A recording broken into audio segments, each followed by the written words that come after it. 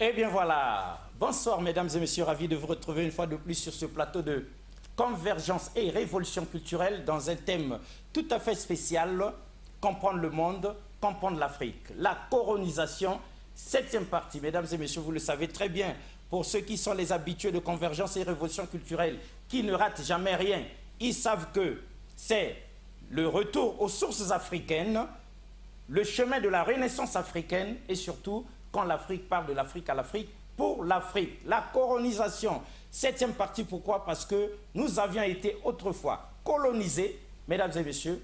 Aujourd'hui, nous voici colonisés avec le coronavirus et depuis fin 2019, on est dedans, on se débat, on cherche les voies et moyens pour s'en sortir, rien du tout. Pas moyen de s'en sortir et peine perdue, comme qui dirait, tous nos efforts sont comme ça des coups d'épée dans l'eau. Aujourd'hui, pour la colonisation, 7e partie, afin d'éveiller les consciences africaines encore endormies, 9 plats au programme. 9 plats que nous allons décrypter avec vous, avec l'aide de Ernie Kengouya et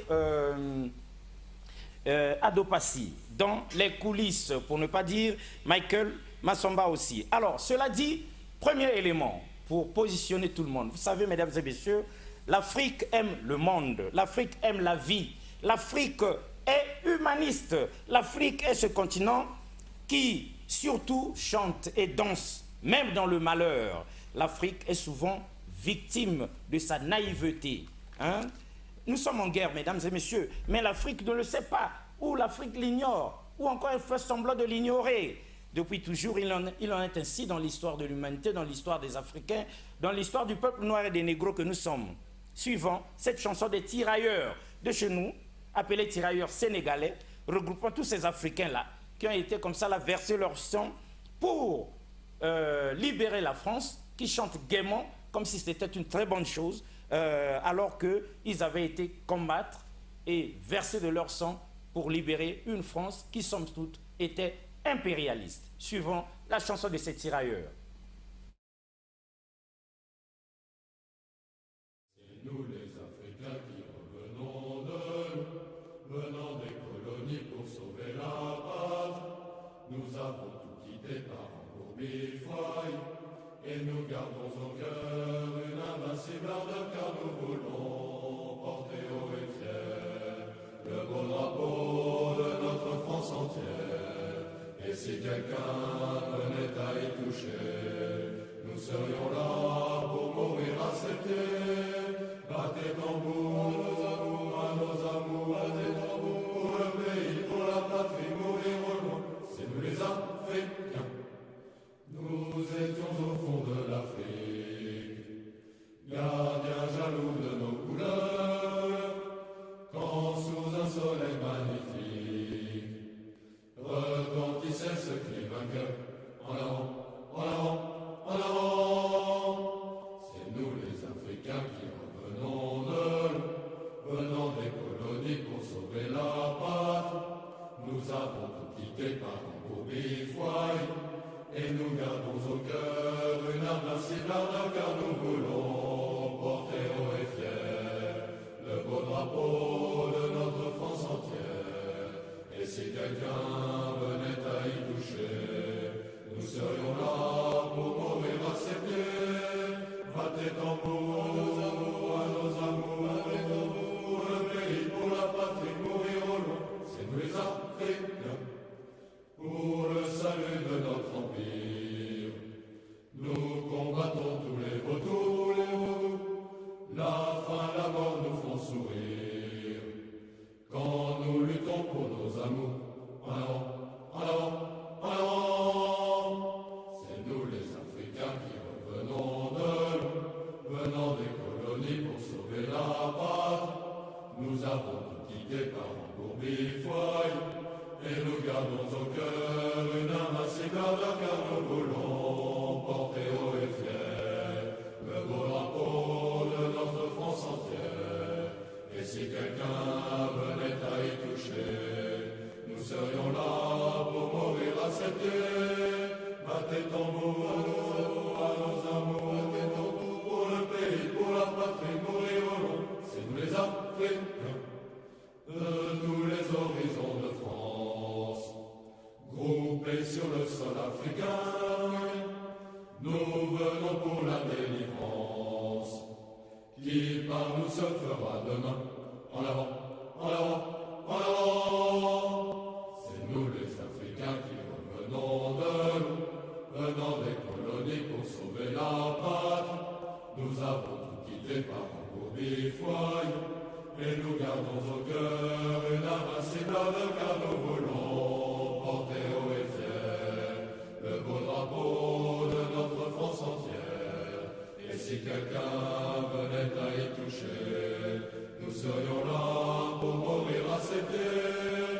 Battez tambour, allons amour, battez tambour, le pays pour la patrie, mourir au loin, c'est nous les Africains. Et lorsque finira la guerre, nous reviendrons à nos gourmets, le cœur joyeux et l'âme fière d'avoir libéré le pays, en criant, en chantant, en avant. C'est nous les Africains qui revenons de l'eau, venant des colonies pour sauver la patrie. Nous avons quitté par un beau bifouaille, et nous gardons au cœur une invincible car nous voulons porter haut et fier le beau drapeau de notre France entière. Et si quelqu'un venait à y toucher, nous serions là pour mourir à ses pieds.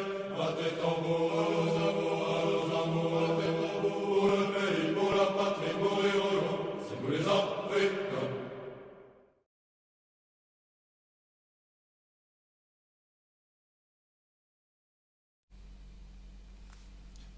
No comment, mesdames et messieurs, rien que cette chanson peut faire l'objet de toute une émission Convergence et révolution culturelle. Nous préférons vous laisser chacun réfléchir à sa manière et pourquoi pas trouver la solution à cette problématique, à cette naïveté de l'homme noir des Africains que nous sommes. Deuxième plat du jour. Au point où nous en sommes, mesdames et messieurs, avec la vaccination obligatoire et à l'ère du pass sanitaire qui s'annonce, nous devons en appeler au courage et à la foi de Martin Luther King, qui à son époque avait dit, c'est vrai que nous avons tous envie de vivre éternellement, de vivre le plus longtemps possible, mais nous ne craignons plus rien. Aujourd'hui, sur le plateau de Convergence et révolution culturelle, nous disons nous aussi, même pas peur. Advienne que pourra, les vaccins n'auront pas la peau de l'Afrique. On nous vaccinera et nous continuerons à vivre. Suivant cet élément. We've got some difficult days ahead. Like anybody, I would like to live a long life. Longevity has its place. But I'm not concerned about that now.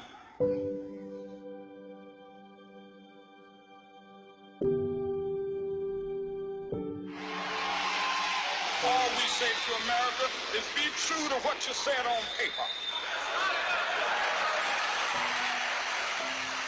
If I lived in China or even Russia or any totalitarian country, maybe I could understand some of these illegal injunctions. Maybe I could understand the denial of certain basic First Amendment privileges because they haven't committed themselves to that over there. But somewhere I read of the freedom of assembly. Somewhere I read of the freedom of speech. Somewhere I read of the freedom of press. Somewhere I read that the greatness of America is the right to protest for rights.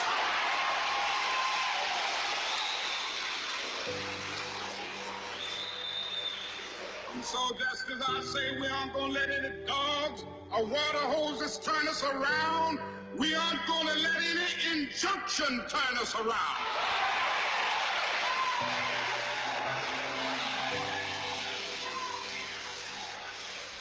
Well, I don't know what will happen now. We've got some difficult days ahead. But it really doesn't matter with me now, because I've been to the mountaintop. I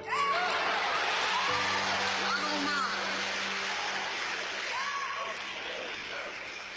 Like anybody, I would like to live a long life. Longevity has its place. But I'm not concerned about that now. I just want to do God's will. And He's allowed me to go up to the mountain. And I've looked over and I've seen the promised land. I may not get there with you, but I want you to know tonight that we as a people will get to the promised land.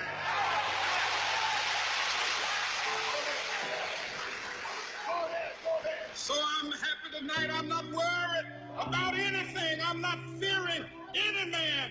Mine eyes have seen the glory of the coming of the Lord.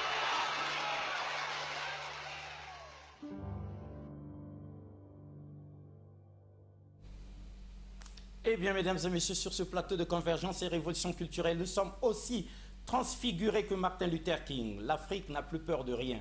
L'Afrique, on a déjà vu de toutes les couleurs. Plus rien ne peut nous étonner désormais. Avec Tikenja Fakoly, nous avions dit, on a tout compris. On sait très bien qu'ils brandissent les droits de l'homme, mais ils empiètent ces mêmes droits de l'homme quand ils veulent, après nos richesses. Cela dit, Nathalie Yombe, la panafricaniste, ma sœur, toi qui comprends bien cette situation-là, que nous veulent-ils à la fin avec ces vaccins, cette vaccination obligatoire? Que devons-nous comprendre aujourd'hui? Que nous veut-on? Sont-ils sincères envers nous, ceux qui nous proposent ça? Nous n'avions jamais un seul instant pensé qu'un jour, sur cette terre de Dieu, sur cette terre des hommes, sur cette terre de nos ancêtres, toute l'humanité devrait se faire vacciner. Nathalie Yombe, que devons-nous y comprendre? On dirait bien qu'il y a vaccin et vaccin, n'est-ce pas? Suivant cet élément, mesdames et messieurs. Il y a quelques jours, patatras, la nouvelle est tombée presque en catimini. L'Union européenne ne reconnaît pas le vaccin AstraZeneca Covishield que eux-mêmes nous ont si gracieusement offert et que certains parmi nous, très zélés, se sont empressés d'aller se faire injecter. Tout comme vous n'est pas vous, AstraZeneca n'est pas AstraZeneca.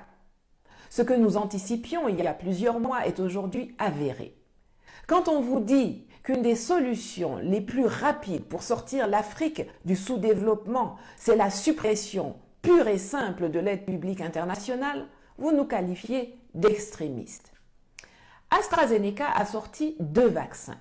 Une version désormais appelée Vaxzevria, produite en Angleterre et dans d'autres pays européens et destinée aux populations d'Europe. Et une version appelée Covishield, manufacturée en Inde et destinée aux populations d'Afrique. Si vous ne comprenez toujours pas, je vais vous le traduire en français facile. Ils ont développé, sous la même marque, un vaccin pour l'Europe et un vaccin pour l'Afrique. Et aujourd'hui, ils disent que pour être autorisés à voyager tranquillement en Europe avec le passeport sanitaire qu'ils introduisent, ils reconnaissent la version pour les Blancs, mais pas la version pour les nègres. À l'époque, quand on tirait la sonnette d'alarme, on nous qualifiait de complotistes. Aujourd'hui, ceux qui nous combattaient et nous dénigraient doivent avoir honte. Mais au-delà de la colère, il faut garder la tête froide. Je le répète sans cesse depuis des années.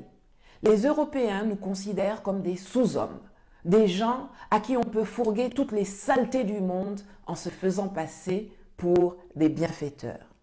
Le jour où une majorité d'Africains aura compris que jamais les Européens ne feront quoi que ce soit pour le bien de l'homme noir, on aura fait un pas décisif dans la bonne direction. Ces gens ne voient pas leur salut dans autre chose que dans notre maintien dans la pauvreté, dans la maladie et dans notre extermination. Il faut le savoir et agir en conséquence. Premièrement, puisque l'Union européenne et l'ONU même reconnaissent aujourd'hui que les vaccins qu'ils nous ont offerts ne sont pas les mêmes que ceux qu'ils ont utilisés pour les populations en Occident, qu'on nous dise donc qu'est-ce qu'ils ont mis dans les vaccins qu'ils ont distribués en Afrique. Quelle substance, quel poison ou quel placebo contiennent-ils pour que l'Agence européenne du médicament refuse de les homologuer? Deuxièmement, en attendant d'avoir clarifié cela, en ayant fait analyser les choses par des gens sûrs, ce n'est pas pour envoyer au labo français, allemand ou américain, c'est pour envoyer ça aux Cubains par exemple, j'appelle à ce que plus personne n'accepte de se faire vacciner dans les pays qui utilisent des vaccins issus de l'initiative COVAX.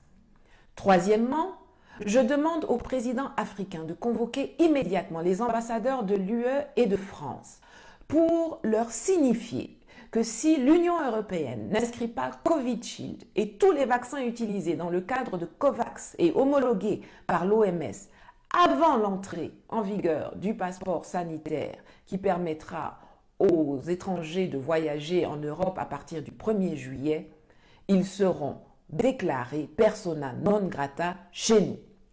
Et comme il y a très peu d'espoir que nos laquais de service qui squattent nos palais présidentiels aient le courage de faire cela, quatrièmement, j'invite les populations à descendre manifester devant les représentations diplomatiques européennes dans chacun des pays de notre continent, ainsi que contre les ressortissants européens, touristes, hommes d'affaires, diplomates, officiels qui arrivent dans nos aéroports. On doit leur faire savoir qu'ils ne sont pas les bienvenus chez nous tant que nous ne sommes pas les bienvenus chez eux.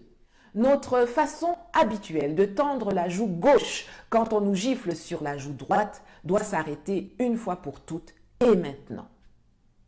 Ils nous ont pris pour des primates, pour des cobayes. Le moment est venu de leur montrer que, comme dans la planète des singes, nous les animaux, on peut les combattre et on peut même gagner contre eux. Si vous ne comprenez toujours pas, je vais vous le traduire en français facile. Ils ont développé, sous la même marque, un vaccin pour l'Europe et un vaccin pour l'Afrique.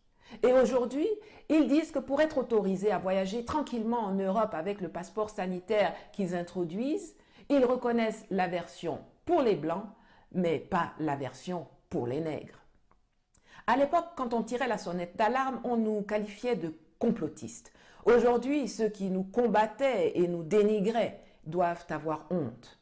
Mais au-delà de la colère, il faut garder la tête froide. Je le répète sans cesse depuis des années.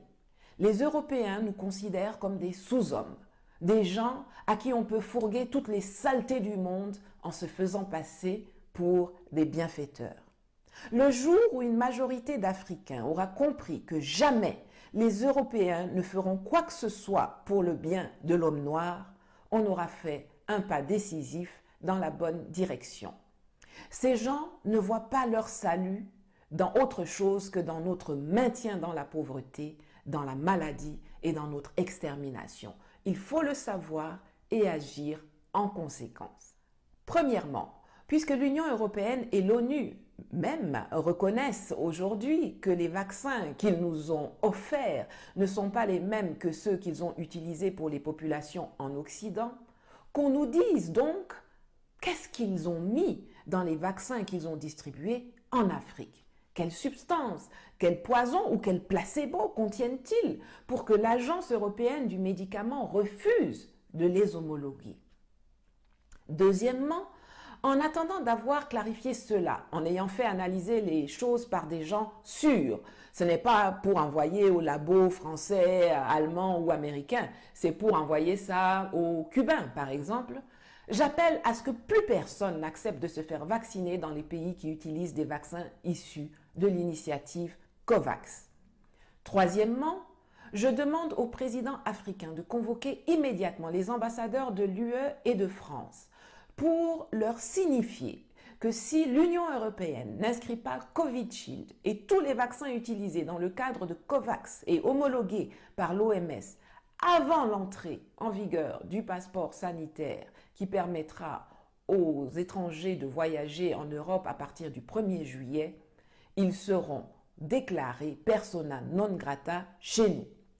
Et comme il y a très peu d'espoir que nos laquais de service qui squattent nos palais présidentiels aient le courage de faire cela, Quatrièmement, j'invite les populations à descendre manifester devant les représentations diplomatiques européennes dans chacun des pays de notre continent, ainsi que contre les ressortissants européens, touristes, hommes d'affaires, diplomates, officiels qui arrivent dans nos aéroports.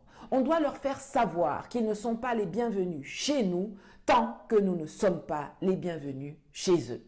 Notre façon habituelle de tendre la joue gauche quand on nous gifle sur la joue droite doit s'arrêter une fois pour toutes et maintenant. Ils nous ont pris pour des primates, pour des cobayes. Le moment est venu de leur montrer que, comme dans la planète des singes, nous les animaux, on peut les combattre et on peut même gagner contre eux. Dès que vous finissez cette vidéo, allez visionner la série, notamment les épisodes Les origines, affrontements et suprématie. Je vous mets le lien en commentaire. Nous avons le devoir d'appliquer dorénavant une nouvelle loi qui ne sera pas œil pour œil, dent pour dent, mais plutôt les 2 yeux pour un œil et toute la mâchoire pour une dent. C'est seulement ainsi que nous nous installerons de gré ou de force à la table des humains, puisque c'est ainsi que ceux qui nous traitent comme des bêtes se qualifient. Que tous ceux qui seraient tentés de me demander de tempérer mes propos s'épargnent cette peine. On a vu où la modération nous a menés depuis des siècles. Là où nous sommes arrivés là, nous sommes dans une situation de légitime défense. Merci beaucoup, la très grande Amazone Nathalie Homme, ma sœur bien-aimée, hein, une digne fille d'Afrique, de notre continent. Mesdames et messieurs, au point où nous en sommes, lorsqu'on a perdu tous les repères, on ne sait plus où on va, tellement on vit des choses incroyables. Qu'est-ce qu'on fait? Un retour en arrière. On consulte notre histoire, on l'interroge. D'où notre 4e plat. Nous allons essayer de remonter le temps. C'était déjà quoi le royaume du Congo? Le Congo d'Antotila. Nous entendons ça, mais ça veut dire quoi? On se pose des questions. C'était quoi? Mythe ou réalité? Pourquoi chez nous, on parle du royaume Longo, on parle du royaume Teke? D'où viennent tous ces royaumes et tous ces rois, mesdames et messieurs? On dirait bien, en croire le témoignage que nous allons suivre tout à l'heure, on s'est employé à nous diviser pour mieux régner sur nous. On dirait bien, mesdames et messieurs, que le Makoko et le Malwango ne sont somme toute que des frères. On dirait bien que nous descendons tous du grand royaume du Congo, le Congo d'Antotila. Suivons, tous, avec attention. Avant l'arrivée des Européens marchands d'esclaves du XVe siècle en Afrique centrale, tous les descendants de Mamangunu faisaient partie d'un seul et même grand royaume de Congo d'Antotela. Ce royaume était puissant, très fort, donc difficile à dominer. Ainsi, pour l'affaiblir, les Européens marchands d'esclaves avaient décidé d'introduire la division du peuple Congo en Vumbu, Teke, Lili, Lari, Voyo, Mbundu, etc., en exaltant les différents sous-groupes Congo, en les opposant les uns aux autres, et en les incitant à faire des sécessions, conduisant au démembrement du grand royaume de Congo d'Antotela, pour finalement aboutir à sa domination, à sa colonisation. Diviser pour régner, telle était la devise des marchands d'esclaves, des colonialistes européens, des Minedele. C'est de cette façon que les Européens marchands d'esclaves avaient inventé le royaume de Longo, le royaume de Makoko, le royaume de Matamba, le royaume d'Ongola, le royaume de Musulu, le royaume de Beirundu, le royaume de Bié, le royaume de Chiaka, l'empire Lunda, le royaume de Benguela, le royaume de Kanga, le royaume de Luena, etc. Tous ces faux royaumes avaient comme mission de produire la division et le désordre, qui vont empêcher l'union du peuple Congo, et ainsi affaiblir le grand royaume de Congo d'Antotela, afin d'aboutir à sa destruction et sa colonisation finale. Après 5 siècles de désordre colonial, et d'oubli de la vraie histoire du Congo, beaucoup d'intellectuels aliénés par la colonisation, ont fini par croire à ces faux royaumes, qui ne servent qu'à diviser, et à affaiblir notre grand peuple de Congo d'Antotela. Ceux qui séparent les Bavili, les Banbunudu, les Bavumebu, les Bateke, des autres Bakongo, sont des grands ignorants, qui joue la carte de nos ennemis, les ennemis de notre unité nationale, l'unité des enfants de Mamangounou. Dès l'année 1513 déjà, le Portugal s'est mis à arracher les terres du Congo du Sud.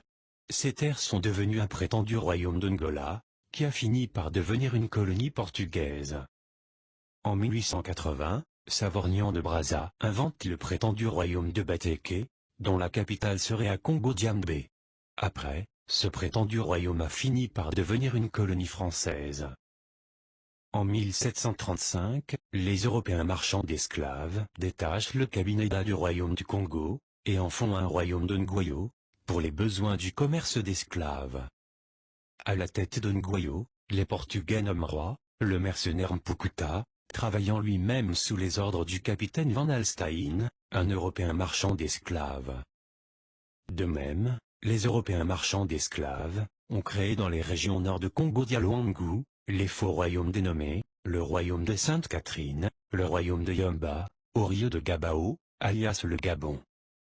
C'est l'œuvre des négriers de Nantes, de Bordeaux, de Liverpool, et de Lisboa, occupés à détruire le grand royaume de Congo-Diagne-Totela.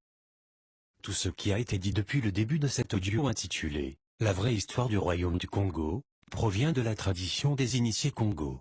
Or, pour entretenir la division de notre peuple, les intellectuels perroquets, aliénés par la colonisation, utilisent les livres écrits par les ethnologues colonialistes, qui sont des spécialistes du diviser pour régner.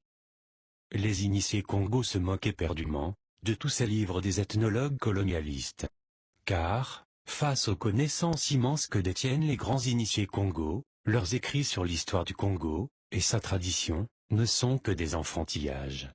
C'est un mélange de quelques vérités, noyées dans un océan de fausseté, où seul un grand initié Congo peut se retrouver, et distinguer le faux du vrai.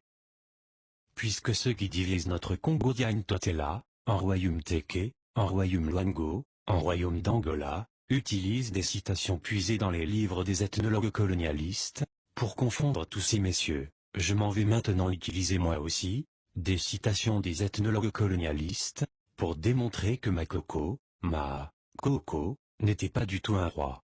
Car, le roi des Bateke, s'appelle le Mani-Congo, qui se traduit abusivement par le grand roi de Mbanza-Congo, le roi de Congo-Diagne-Totela. Car les Bateke sont des Bas-Congo, et leur pays s'appelle le Royaume du Congo, capitale Mbanza-Congo. Vumbuteke. C'est très bien tout cela. Mais allez demander aux Bavumbu, et ils vous diront qu'ils sont des Bas-Congo, des citoyens de Congo-Diagne-Totela. Makoko était paraît-il le roi des Bateke. Son pays s'appelle comment? Bateke étant le peuple, le pays des Bateke s'appelle comment? Car, tout vrai royaume qui a existé réellement a un nom: Israël, Ekipata, Éthiopie, Zimbabwe, Congo, Mali, Ghana, etc. Réponse: le pays des Bateke s'appelle le royaume de Congo-Diagne-Totela. Le chef spirituel du Congo-Diakati dit ceci: Kinkimba, Lemeba, Boiti, Kimpasi, Ndemebo, etc. étaient des écoles initiatiques du royaume du Congo. Les initiés qui arrivaient au grade de Makoko, dans ces écoles initiatiques, devenaient des chefs religieux, des maîtres spirituels, manifestant des grands pouvoirs spirituels, comme par exemple se transformer en toutes choses, marcher sur l'eau, etc. À cause de ces pouvoirs, ils étaient très influents et très populaires dans chaque région du royaume de Congo-Diagne-Totela où ils se trouvaient. À cause de la popularité, et du respect extrême du peuple Congo, vis-à-vis des Makoko, un étranger de passage, et ignorant la tradition Congo, prenait facilement ces Makoko pour le roi de la région. C'est cela que Savorgnan de Brazza a fait avec le Makoko de Congo-Diambé, en 1880, le transformant en roi des Bateke. Depuis lors, la tradition coloniale veut qu'on puisse continuer à parler de Makoko, le roi des Bateke. Ce qui n'est pas vrai. Makoko est un grade religieux, initiatique, que portait un groupe de prêtres Bas-Congo, des grands initiés les Meba, chargés de sacrer des dirigeants politiques du royaume du Congo. C'est en cela qu'en 1654, parlant d'un Makoko qu'il avait rencontré à l'Emeba, le père Jérôme de Montesarquio disait: c'était quand même un grand initié, un grand mage. Son art diabolique lui permettait de se transformer ou en fétu de paille, ou en brin d'herbe, ou en morceau de bois, ou en fourmi, en un mot, en n'importe quoi comme cela lui plaisait. Le chef spirituel du Congo Diakati insiste sur le fait que l'art de Meakoko est un art divin, que ce prêtre chrétien essaie de dénigrer en le qualifiant de diabolique. Le père Jérôme de Montesarquio dit que ce Meakoko de l'Emeba lui disait qu'il était le grand-père du roi du Congo. Et puisque personne ne pouvait devenir roi à Mbanza Congo, s'il n'est pas issu d'une lignée des Purba Congo, ce Meakoko de l'Emeba était donc un Mukongo, un Congo, un descendant de l'ancêtre Nsaku, l'ancêtre des grands prêtres Bakongo. Le père Jérôme ajoute que Meakoko avait l'habitude de se rendre à Mbanza Congo, la capitale du royaume du Congo, et d'y rester longtemps. En 1887, dans son rapport missionnaire intitulé « Report of Missionary of Stanley Pool », le missionnaire Bentley dit ceci: « Lorsque je me trouvais au Stanley Pool, le Meakoko de l'Emeba s'était rendu à Mbanza Congo, où il était longtemps resté. » Le chef spirituel du Congo Diakati explique en disant: « Meakoko est un grade initiatique religieux, spirituel, du Bou-Congo, dont le temple central et le chef suprême Tenabi Congo se trouvaient à Mbanza Congo. » Voilà pourquoi, de tout temps, les Meakoko de toutes les régions du royaume de Congo Dia-Ntotela se rendaient de temps en temps à Mbanza Congo, leur capitale politique et religieuse. Ils appelaient cela monter à Mbanza Congo. Puisque la ville de Mbanza Congo est construite sur une montagne, un haut plateau, qu'on appelle le mont Lemba, le mont Kaila, le mont Kumbaungudi, la sainte montagne de Congo Dia-Ntotela. Monter à Mbanza Congo, c'est comme qui dirait, pour les enfants d'Israël, monter à Jérusalem, au temple de Salomon. Fouillez les archives de la tradition initiatique Congo, le Bou-Congo, et vous allez apprendre qu'il y avait un grand Meakoko à Mbanza Congo, qui jouait, à côté du roi, le rôle de grand-père spirituel du Congo. Au même moment, il y avait un autre Meakoko à Lemba, dans le Mayombe, un Meakoko à Kilembanzaou, dans le Manianga, un Meakoko à Lemfu, un Meakoko à Lemba, à Kinshasa, un Meakoko à Kimpemba, un Meakoko à Kazombo, un Meakoko à Melemba, au Kwiu, à Pointe-Noire, un Meakoko à Kakongo, au Kabineda. Tous ces Meakoko sont tous des Bakongo de clan Nsaku-Nevuda, la caste des prêtres, mais ils ne sont pas tous des Bateke. Car certains parmi eux sont des Vili, des Banbundu, des Babemebe, des Bayombe, des Manianga, des Bazombo, des Balemfu, des Bateke, des Bavumbu, des Bayaka, etc. Pendant qu'il y avait un Meakoko à Congo-Diambé, de l'autre côté du fleuve Mwanza, au même moment, dans le district de Pumbu, au village de l'Emeba, devenu zone de l'Emeba. Mesdames et messieurs, n'est-ce pas qu'il y a à boire et à manger dans ces révélations qui viennent de nous être faites? En tout cas, le professeur Théophile Obenga a du pain sur la planche, comme pour confirmer ou rejeter ce que nous venons d'entendre. Ce qui est sûr, la souche, elle est la même pour nous tous, sauf que nous avions été divisés par les autres pour qu'ils règnent sur nous. Et c'est ce que nous vivons, et c'est ce que nous subissons. Alors aujourd'hui, si on revient aux temps actuels, la France-Afrique, c'est déjà quoi? Autant nous avions entendu parler du royaume du Congo, le Congo Dia-Ntotela, autant aujourd'hui, depuis les indépendances, nous entendons parler de la France-Afrique. C'est quoi? La France-Afrique, par qui et pourquoi? À qui profite ce crime qui n'ose pas dire son nom? Quel est ce système, mesdames et messieurs, qui manipule nos chefs d'État au profit de la France impérialiste? Nous en appelons à une blanche pour avoir la réponse. Une blanche, parce que les Noirs ne font plus confiance aux Noirs. Suivons cette blanche, certainement une Française, nous enseigner sur la France-Afrique.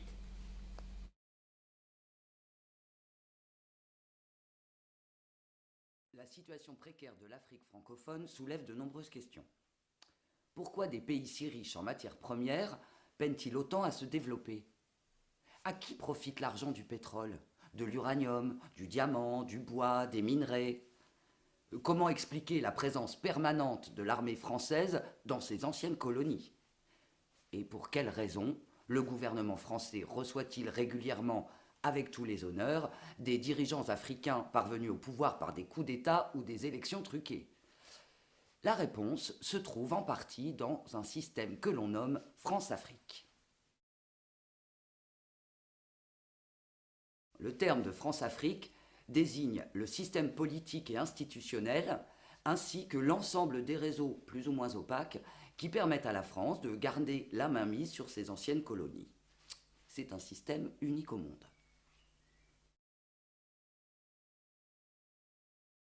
Pourquoi? L'avantage pour la France est économique et politique. La France-Afrique garantit à la France son accès aux matières premières stratégiques, pétrole, uranium, minerais, ainsi qu'aux cultures de rente, coton, bois, plantations agricoles. La France-Afrique permet aussi de préserver des débouchés pour les entreprises françaises. Pendant la guerre froide, ce système a permis de garder l'Afrique dans le camp occidental. La France-Afrique permet également à la France de maintenir son rang à l'ONU. Et enfin, la France-Afrique a permis de financer le parti gaulliste par le détournement des rentes africaines, puis par la suite tous les partis de gouvernement, ce qu'a révélé notamment l'affaire Elf. Ce système a été mis en place au moment des indépendances africaines, donc en 1960, par le sommet de l'État français, le général de Gaulle, avec son conseiller Jacques Foccart. Ce système a accompagné toute l'histoire de la Ve République, et ce encore aujourd'hui.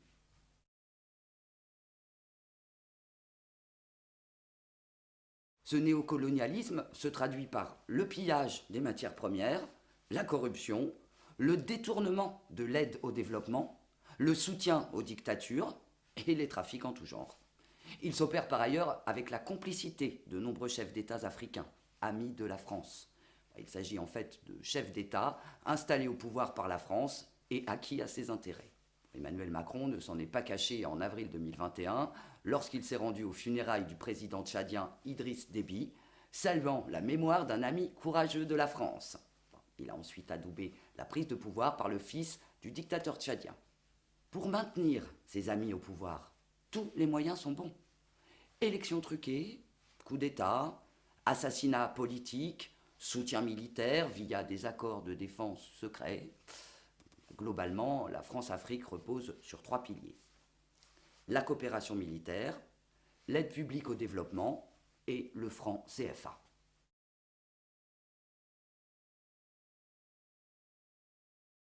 Depuis plus de 50 ans, la présence militaire française en Afrique est un des piliers de sa politique d'ingérence. Avec 8700 militaires sur le sol africain, la France intervient régulièrement sous des prétextes allant de l'antiterrorisme, comme au Mali depuis 2013, au soutien à la démocratie, comme en Côte d'Ivoire en 2011. En effet, à la suite d'un processus électoral catastrophique, Alassane Ouattara a été installé à la tête du pays par une rébellion soutenue par l'armée française. Autre exemple, au nom du maintien de la paix, 2 Mirages français ont bombardé une colonne de rebelles qui s'apprêtait à marcher sur Djamena au Tchad en 2019. Le deuxième pilier du système France-Afrique, c'est l'aide publique au développement, ce qui représentait 3,6 milliards d'euros pour l'Afrique en 2020. Ce qu'on appelle aide publique au développement, c'est en fait un mélange de prêts d'allègement, de dettes et de dons. Et dans le calcul des dons, la France comptabilise les frais d'accueil des réfugiés en France, le coût des étudiants africains en France, les dépenses visant au rayonnement culturel et à la promotion du français.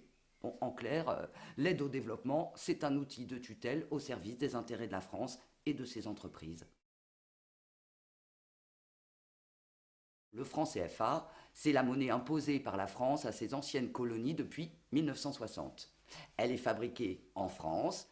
Le franc CFA lie 15 pays d'Afrique à la France et les empêche d'être souverains économiquement, tout en permettant à la France de contrôler leur politique monétaire. Le franc CFA, c'est la dernière monnaie coloniale encore utilisée dans le monde.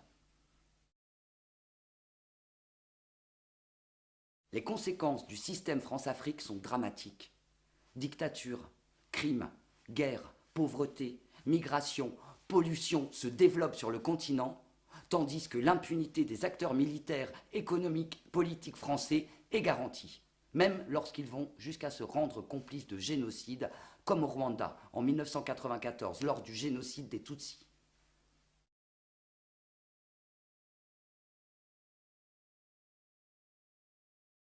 Survie s'engage depuis 30 ans pour une refonte de la politique de la France en Afrique.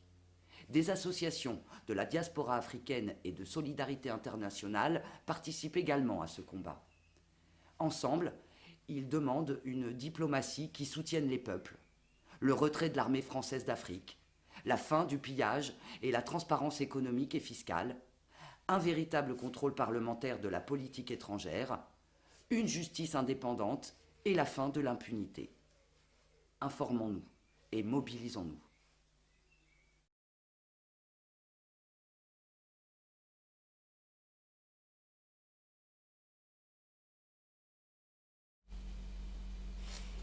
Informons-nous, mobilisons-nous ensemble contre la France-Afrique. Mesdames et messieurs, ce n'est pas un négro qui parlait, ce n'est pas une négresse, ce n'est pas la grand-mère au village, ce n'est pas notre tante maternelle ni paternelle, mais c'est la France elle-même qui parlait à travers cette française, cette européenne, cette occidentale. Voilà, pour que nous comprenions, parce que les nègres, malheureusement, ne font plus confiance aux nègres, seulement aux blancs. Et voilà, tout est dit sur la France-Afrique. Cela dit, mesdames et messieurs, après qu'on ait parlé de ça, quel est le 6e plat? Si ce n'est que Nathalie Yombe qui parle, le professeur Agou, professeur Théophile Obenga, Alexis Bongo, des négros comme nous, personne ne peut nous croire. Mais faisons parler Luc Mélenchon, Jean-Luc Mélenchon, lui qui est candidat à l'élection présidentielle en France, un Français, un véritable. Qu'est-ce qu'il dit sur les rapports Afrique-France, France-Afrique? Est-ce que lui, devenu président, aimerait que ça continue? Est-ce qu'il est d'accord? Quelle est son appréciation, Jean-Luc Mélenchon, des rapports Nord-Sud? Suivant. Mon intention est de présenter une nouvelle façon d'agir en commun entre les peuples des nations africaines et le peuple français. Il est temps d'en finir avec l'impérialisme, le néocolonialisme, le paternalisme. Il me semble qu'un autre avenir en commun est possible, à condition de le construire dans l'égalité des droits et le respect mutuel. Du 18 au 21 juillet, j'ai prévu et organisé depuis plusieurs mois ma présence à Ouagadougou, au Burkina Faso, sur le continent africain. J'y rencontrerai des responsables engagés dans la révolution citoyenne qui a eu lieu au Burkina. Je m'exprimerai au mausolée dédié à Thomas Sankara, le héros essentiel de la cause du peuple burkinabé contemporain. Thomas Sankara est à mes yeux une source d'inspiration pour l'insoumission politique. Si je suis élu en 2022, ce qui sera dit cette fois-ci à Ouagadougou nous tiendra lieu de fil conducteur. Voilà, tout est dit. No comment. Quelqu'un avait dit, mesdames et messieurs, en guise de 7e plat, que tant que l'Afrique n'aura pas sa propre monnaie communautaire, point d'avenir à Dieu pour nous. La sempiternelle question du franc CFA revient donc sur la table, sur le plateau de convergence et révolution culturelle. Il nous faut plus que jamais connaître où est le problème. C'est vrai que la dame qui est passée vient de nous parler du franc CFA, mais où est le problème avec le franc CFA? Afin de savoir sur quel pied exactement danser, à quel sein se vouer. Mais nous en appelons, mesdames et messieurs, puisque les nègres ne croient qu'aux blancs, à un blanc pour qu'ils nous disent le bien ou le mal du franc CFA. Suivant avec toute l'attention du monde. Le système CFA, c'est quoi le problème? Le franc CFA est la monnaie utilisée par 15 pays d'Afrique, ancienne colonie française. Il est l'un des piliers du système France-Afrique. Il permet à la France de maintenir sa tutelle économique et politique sur ses anciennes colonies et facilite le pillage des ressources de ces pays africains, et ce, jusqu'à aujourd'hui. Sous Macron, le franc CFA a changé de nom. Il s'appelle désormais l'ECO. Mais le mécanisme de prédation reste le même. Le franc CFA est une monnaie créée en 1945 par le général de Gaulle. Au départ, franc CFA signifie franc des colonies françaises d'Afrique. La zone franc englobe 15 pays d'Afrique centrale et d'Afrique de l'Ouest, ainsi que les Comores. Les pays de ces trois zones utilisent des francs distincts qui ne sont pas convertibles entre eux, ce qui ne favorise pas les échanges commerciaux entre ces trois zones. Premier problème. Le franc CFA ne garantit pas le développement des pays concernés. 10 d'entre eux sont encore classés parmi les pays les moins avancés. De plus en plus contestée sur le continent africain, cette monnaie coloniale a fait l'objet d'une réforme en 2019. Pour l'Afrique de l'Ouest uniquement, l'éco remplacera désormais le franc CFA. L'Afrique centrale et les Comores, quant à eux, conservent le franc CFA. Alors, avec l'éco, qu'est-ce qui va réellement changer? En réalité, peu de choses. Le ton était annoncé dès le départ. La France a élaboré dans la plus grande discrétion cette réforme avec les autorités ivoiriennes sans associer les autres pays de la zone, continuant ainsi de nier la souveraineté de ces derniers. Outre un changement de nom, la présence d'un administrateur français à la Banque centrale des États d'Afrique de l'Ouest a été supprimée, tout comme l'obligation faite aux États africains de déposer 50% de leurs réserves de change sur les comptes du Trésor français. Mais entre le franc CFA et l'éco, tous les autres mécanismes de prédation et d'appauvrissement demeurent.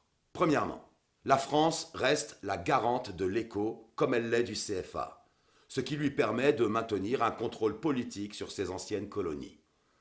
Concrètement, si les réserves de change des pays africains sont inférieures à un certain seuil, la France a l'obligation de venir combler le déficit. Or, en vertu d'un mécanisme pernicieux, une clause de ratissage assure à la France de ne jamais avoir à le faire. Cette clause implique qu'en cas d'insuffisance des réserves de change, les banques centrales de la zone CFA doivent racheter aux entreprises privées et aux organismes publics toutes les devises, les dollars, les euros, les yuans, etc., etc., etc. C'est seulement après ce ratissage que le Trésor français met les euros à la disposition des banques centrales de la zone CFA, c'est-à-dire jamais. Deuxième mécanisme d'appauvrissement, qui perdure, malgré la réforme. La parité fixe entre l'euro et l'éco est maintenue. Le taux de change a été décidé en 1999 par le Trésor public français. Concrètement, 1 euro vaut 655,957 CFA ou éco depuis 22 ans. Ce principe fait du CFA puis de l'éco une monnaie forte et surévaluée dans des économies peu dynamiques et faibles. Un problème majeur qui empêche les pays de la zone CFA de commercer avec les pays voisins dont les monnaies sont plus faibles. Par contre, cette parité fixe sécurise les investissements et surtout les rapatriements des bénéfices des entreprises françaises et européennes. Bien joué, non? Elle leur permet également d'acquérir des matières premières à des prix bas et sans courir les risques liés à un taux de change fluctuant. Troisième et dernier mécanisme de prédation, la convertibilité illimitée et le libre transfert sont maintenus. En permettant de convertir directement l'éco en euros, ce principe sécurise les investissements des entreprises étrangères sur le long terme. Les entreprises françaises et européennes peuvent rapatrier plus facilement leurs capitaux hors de la zone franc vers la zone euro. Pour le moment, on ne sait toujours pas si les billets et pièces de l'éco seront, comme c'est le cas pour le franc CFA, fabriqués en France, à Chamalières et Pessac. Ce qui ne permet pas aux pays africains de créer de monnaie supplémentaire, notamment en cas de croissance par exemple. Les investissements sont donc entravés et le développement de ces pays freiné. La réforme de l'éco permet donc de maintenir la domination française. Il constitue encore et toujours une atteinte à la souveraineté des pays africains de la zone franc, et il permet que la fuite des capitaux hors d'Afrique se perpétue. Malgré un changement de nom, cette monnaie, en tant que vestige majeur de la France-Afrique, symbolise le maintien du pacte néocolonial contre lequel Survie se mobilise depuis de nombreuses années. Alors, informons-nous et mobilisons-nous.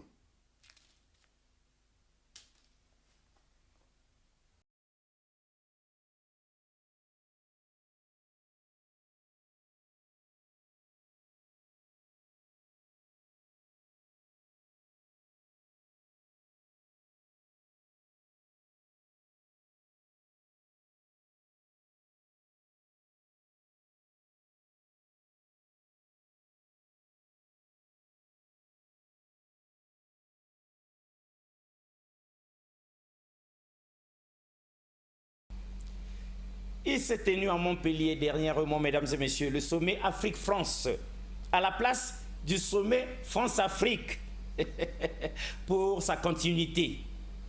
Et chose étonnante, s'il vous plaît, tous les chefs d'État africains ont été virés, cette fois-ci de la cour des grands. Le président Macron ayant décidé unilatéralement de désormais traiter avec les sociétés civiles africaines. Incroyable mais vrai. On vire les parents en les jugeant enragés et pleins de puces, mais on les remplace par leurs enfants qui, eux, n'ont ni rage ni puces. Que devons-nous y comprendre? Un frère négro et panafricaniste nous donne sa réaction avec les mots qu'il faut pour dire les choses comme quoi, mesdames et messieurs, l'Afrique connaîtra la vérité et la vérité l'affranchira. Suivons. Ah, le sommet Afrique-France. Ouais, je tire une goutte et on y va, ok? Alors j'ai regardé le sommet Afrique-France, ou plutôt le sommet France-Afrique, qui a été rebaptisé Afrique-France pour enfumer les gueux les plus candides d'entre nous. Et autant vous dire que je n'ai pas du tout été surpris par les images que j'ai vues. J'ai vu comme ça un Achille Mbembe tout guilleret, un Claudie Siard dans les calembours de Benet qui faisait rire une foule admirative de la répétition d'un spectacle qui en est tout de même à sa 28e édition. Bref, c'était funeste et déprimant de voir des Africains retomber dans la même douille qui cette fois-ci voit la France étendre son ingénierie sur la société civile. Macron qui se rend de plus en plus compte que les présidents africains croulants, repoussés par leur pays, s'accumulent de plus en plus, a tenté comme ça une esbrouffe assez ingénieuse. Et je vais vous dire pourquoi ça ne m'a pas du tout étonné. Contrairement à ses prédécesseurs qui font de la politique de papa, Macron n'est pas du tout déconnecté de la réalité. Il pratique même bien les réseaux sociaux et voit parfaitement les dynamiques qui opèrent dans la société. T'es peut-être en train de me regarder, Manu? Je te fais un coucou, d'accord? Il sait par exemple qu'il y a un engouement sur les thématiques de désintégration de la France de l'Afrique. C'est le cas par exemple de la question du franc CFA. Évidemment, comme ses prédécesseurs, il sait que l'Afrique est importante dans l'agenda économique et diplomatique français. Il ne veut pas être le président sur qui l'effondrement de la Ve République s'est déroulé. Alors vu la pression de plus en plus grandissante, il faut qu'il retarde l'échéance. Et l'idée ingénieuse qu'il a eue est de se retourner vers la société civile africaine en y joignant comme ça la diaspora.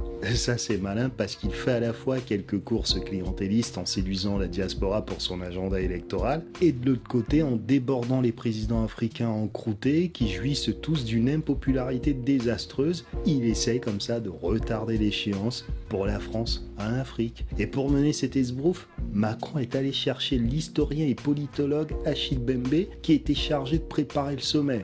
En gros, un Africain qui plus est un penseur majeur du postcolonialisme qui était donc l'instigateur de cette nouvelle stratégie désespérée. Franchement, voir cet homme passionnant dans cet endroit m'a fait de la peine. Mais ça m'a aussi comme ça permis de confirmer à nouveau que l'élite africaine a peu de vista et acceptera les crachats jusqu'aux déjections qu'on lui balancera à la tronche tant qu'elle touchera quelques billets et quelques paluches agrémentées de sourires cajolards. Est-ce que vous comprenez pourquoi je suis particulièrement acerbe avec cette élite? Elle court après des gamelles étroits et n'en a rien à faire de voir la majorité des Africains continuer dans la mendicité. J'ai lu comme ça quelques déclarations d'Achille Mbembe et je ne sais pas s'il fallait que j'en rigole ou que j'en pleure. Cet homme trouvait tout de même que c'était un projet nécessaire, raisonnable, que la mission que lui a confiée Emmanuel Macron était une mission de bon sens et que l'Afrique devrait pouvoir y trouver son intérêt. On est passé de l'homme qui avait comme ça des prises de position intransigeantes sur le colonialisme à l'homme godiche qui est persuadé que c'est un partenariat qui va naître entre la France et les pays africains. C'est comme si les brebis sont invitées à un festin dans lequel le lion promet de partager ce qui n'est pas à lui. Vous pensez vraiment que les brebis ne seront pas le menu après? Voir des Africains assis dans ce pantomime et jouer encore et encore cette carte de la crédulité m'a vraiment attristé et bidonné à la fois. J'aimerais que vous compreniez ceci. Celui qui a le pouvoir peut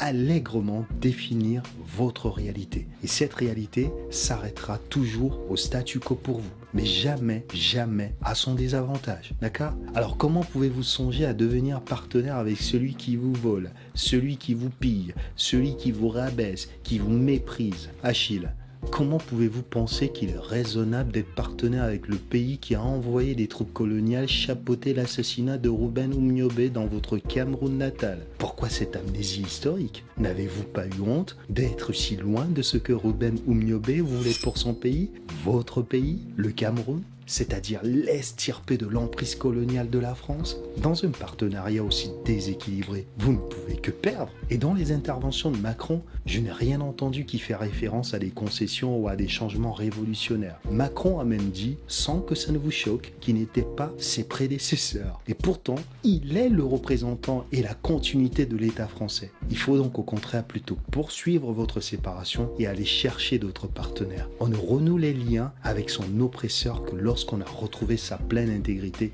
et son bien-être. Jamais lorsqu'on a encore autant intériorisé sa soumission. Je ne vais pas revenir sur les interventions des intervenants qui étaient globalement intéressantes, mais par moments aussi, j'ai vu de la naïveté ou des contours baveux qui se comprennent parce qu'on ne va pas se leurrer. Certains de ces jeunes espéraient tirer quelque chose de ce moment, comme la Marocaine Amina Zaknouf qui a quand même réussi à glisser le fait qu'elle n'a pas encore le droit de vote en France et qu'elle espère l'avoir. Un petit message subliminal plus rapide que la poste à Manu qui voulait dire « Ma naturalisation, tu peux l'accélérer ou pas Manu ?» Il y a des moments comme cela ou des erreurs de langage comme celle de Chekfal qui a dit qu'il était pour la programmation d'un retrait progressif de l'armée française en Afrique. J'ai trouvé ce propos incroyable. Un Africain qui ne demande pas un retrait immédiat du pays qui a quand même usé de toute forme de neutralisation dans son continent, mais qui se contente de demander un retrait progressif de l'oppresseur de cette terre. C'est dire la difficulté que nous avons aussi de porter nos convictions chevillées au corps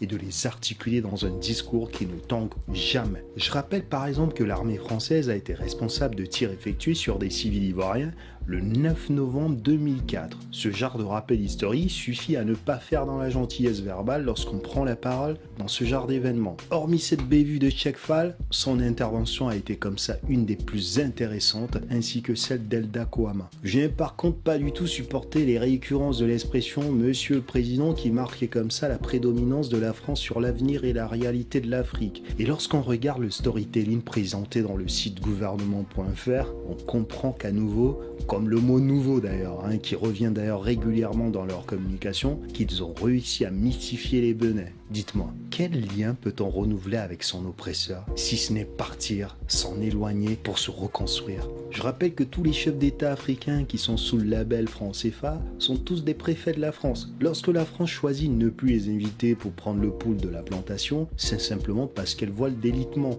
Alors avant, c'était la culpabilisation des Africains sur les partenariats qu'ils n'hésitent plus à faire ouvertement avec des pays comme la Russie, les États-Unis, la Chine ou l'Inde. Puis, on est passé aux installations de doute via les organes de presse comme RFI, TV5, qui sont les bras armés de la propagande française, qui ont pour tâche de distiller comme ça des infos qui visent à installer l'opinion publique africaine dans un état de confusion permanente. Puis, on a atterri sur le sentiment d'obligation qu'on impose aux Africains avec les ministres d'État français qui vont carrément en Afrique tenir des conférences de presse dans lesquelles on sait que les tristes laquais préfets africains et présidents sont des potiches abusés qui, si elles ne se couchent pas, finiront entre quatre planches. Du coup, ça passe par des djihadistes créés de toutes pièces qui déstabilisent des pays et ça finit par des injonctions aux pays du Sahel, par exemple, sommés comme ça de recevoir l'armée française pour soi-disant venir éteindre des feux totalement artificiels. Cette douille indéfectible perpétue comme ça la narration selon laquelle la France vient en aide aux pays démunis.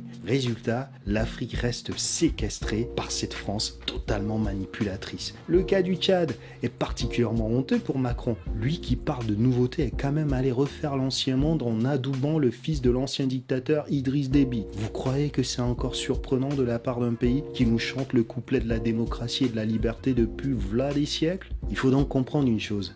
Les restitutions de quelques œuvres d'art africaines ou des créations de fonds ne sont que des tartufferies. Une seule véritable décision qui aurait fait un effet de bombe aurait été le retrait de l'armée française de N'Djamena, tenez par exemple. Mais Macron n'est pas dupe. L'enjeu géostratégique et économique est énorme, rien qu'avec le Tchad. La France par exemple dans ce bourbier est à la fois le pyromane et le pompier et toutes les saloperies que vous pouvez imaginer. Tout ce que ce sommet a permis de montrer est la transmission des agréments qui sont passés des présidents africains croulants aux personnalités de la société civile. La vitalité de la société civile africaine inquiète donc la France parce qu'elle est en rupture avec des sous-préfets qu'elle nous avait imposés depuis les indépendances. C'est de là qu'apparaissent des personnes comme Achille Bembe. Pour ma part, j'aurais aimé voir des gens comme Nathalie Nyambe, Kémy Séba ou Aziz Fall qui charbonnent sur ces questions qui nous préoccupent comme ça depuis de nombreuses années. Maintenant, on n'est pas crédule. On sait pourquoi ce type de personnalités n'ont pas été incluses dans ce show. Il faut maintenant que les intervenants qui vont être enrôlés dans cette nouvelle manœuvre comprennent qu'avec cette histoire de fond, ils vont avoir des obligations ou des dettes vis-à-vis de la France. Bref,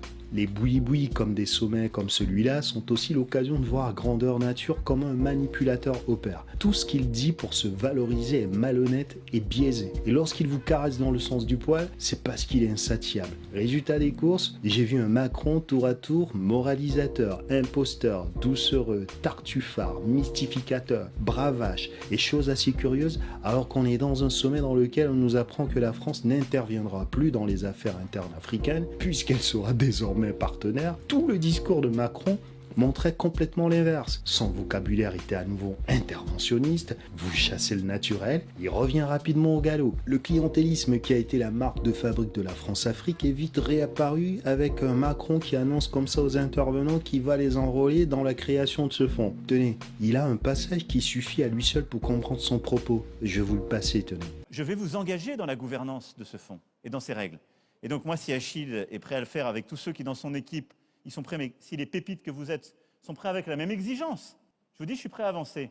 Mais soyez les garants du bon fonctionnement de ce fonds de financement, justement, de la démocratie. Ce genre de passage suffit pour comprendre qu'on avait affaire à quelqu'un qui a parfaitement compris l'importance de la société civile pour permettre à la France de conserver comme ça son influence en Afrique. Ce qui est par contre inquiétant, c'est de voir une certaine partie de l'élite noire ne toujours pas traverser les contre-coups psycho-émotionnels. Ça reste difficile pour elle de se séparer de la France. Claude Iciard, par exemple, qui croit encore qu'un autre monde est possible en étant sous l'aile de l'oppresseur, est d'une candeur volontairement opportuniste qui ne m'étonne absolument pas. Au-delà de cette kermesse qui est un non-événement pour moi, j'applaudis par contre le fait que les Africains de la colonialité française commencent à comprendre qu'ils doivent s'organiser en réclamant de plus en plus que la France s'éloigne de leur destin. La relation malsaine de la France avec l'Afrique est de plus en plus vacillante et cet avenir incertain s'accélère de plus en plus au grand désarroi comme ça de la France. Macron tente donc quelque chose de futé pour maintenir ses victimes sous les griffes de Marianne, mais elle se résignera à ce qui va s'accélérer. L'Afrique est encore pauvre,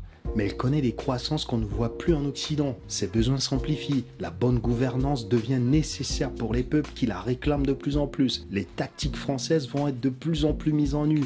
Et je compte bien participer moi aussi à ce démembrement de la France de l'Afrique pour qu'elle devienne uniquement un partenaire économique comme un autre. Je dis bien un partenaire économique comme un autre, mais un partenaire sans ses fonds ou ces petites étreintes qui ne sont rien par rapport au bien-être que l'Afrique mérite d'avoir après autant de siècles de mépris, de mensonges, de déshumanisation et autres fourberies. Alors ne soyons plus cette diaspora qui sert les intérêts de l'oppresseur en acceptant ses illusions, créons notre propre réalité.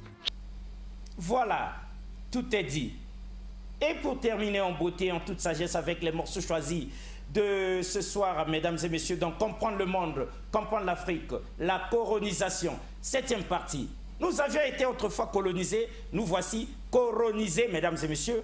Nous en appelons à notre avocate, l'avocate de Convergence et Révolution culturelle sur ce plateau, C'est une blanche, s'il vous plaît, parce que les Noirs ne croient plus aux Noirs. Nous ne croyons pas en nous-mêmes. Nous ne croyons plus en nous-mêmes. Autrefois en Égypte, peut-être qu'on croyait en nous, mais maintenant, là, désormais, plus rien. Donc, nous en appelons à notre avocate. Elle n'est pas rappeuse, mais elle improvise un rap tout à fait historique pour s'indigner vis-à-vis, mesdames et messieurs, de la France, son propre pays. Ayant découvert tout le mal qu'elle commet ici en Afrique, ayant découvert enfin l'étendue de l'ignominie de son pays, la profondeur de son hypocrisie. Heureusement que loin de s'en frotter les mains et de s'y complaire, elle s'est indignée et a trouvé les mots pour dire son indignation. Mesdames et messieurs, c'est le moment africain que nous sommes de nous indigner avec elle. S'il vous plaît, suivez. Sois indulgent, je fais pas du rap, moi. C'est le cri d'une citoyenne française qui en a marre que son pays dérape. La France-Afrique, c'est presque inscrit dans notre constitution. 2021, comment mon bled peut en piller tant d'autres. Et on bouge pas. Je sais pas pourquoi on bouge pas. VAL0 Remix.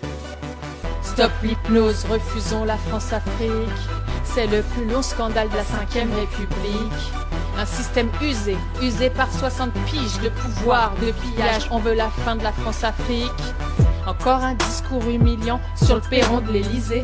Debout devant les caméras, Macron aime se la péter. Il parle comme s'il était le chef de tous ces chefs d'État. Je veux ci, je veux ça, qui est-il pour dire ça? Je regarde autour de moi, personne choqué, je ne comprends pas. Comment s'est-on habitué à accepter tout ça? Accepter que la France décide pour tous ces peuples-là.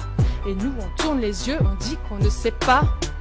Quand j'entends mes voisins me dire combien l'Afrique est belle, que les gens sont gentils, même avec rien dans leur gamelle.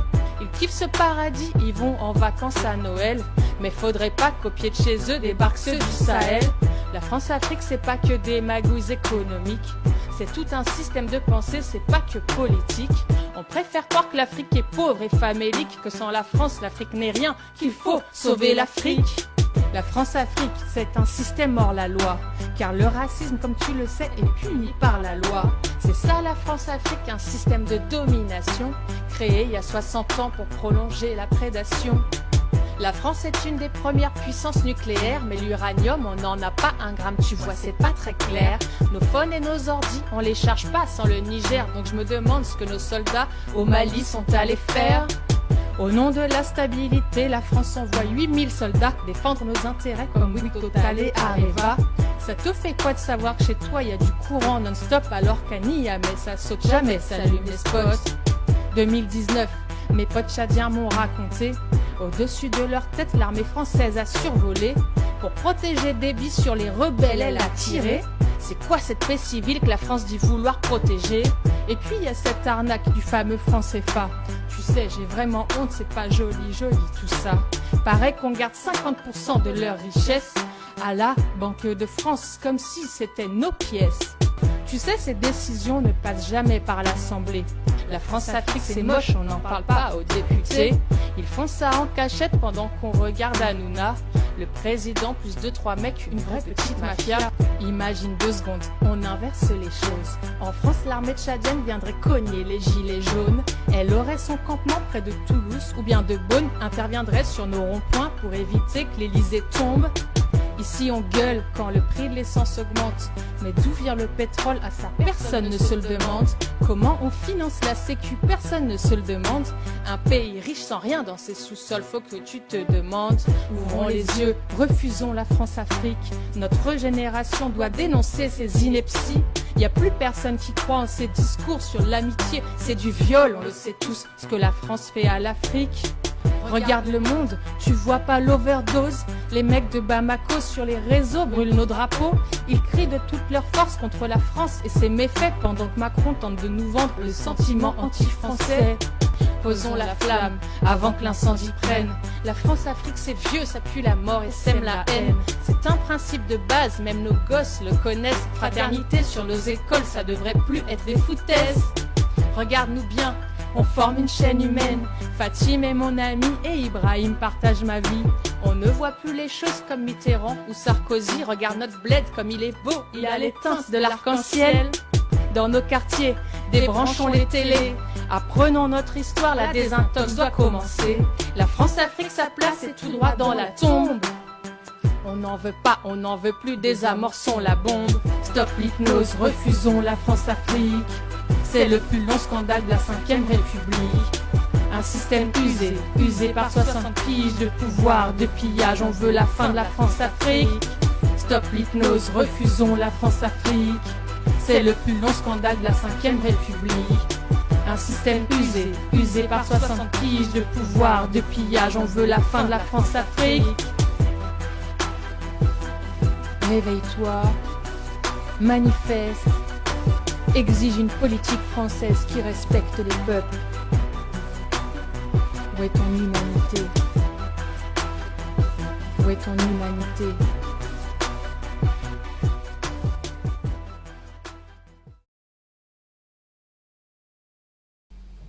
Eh bien voilà, mesdames et messieurs, c'est l'atterrissage. L'Afrique est en guerre, mais l'ignore. Ou fait semblant de l'ignorer. Alors que le plus grand de ces Africains avait dit, vous connaîtrez la vérité et la vérité vous affranchira. Au revoir et à la prochaine. Merci beaucoup une fois de plus.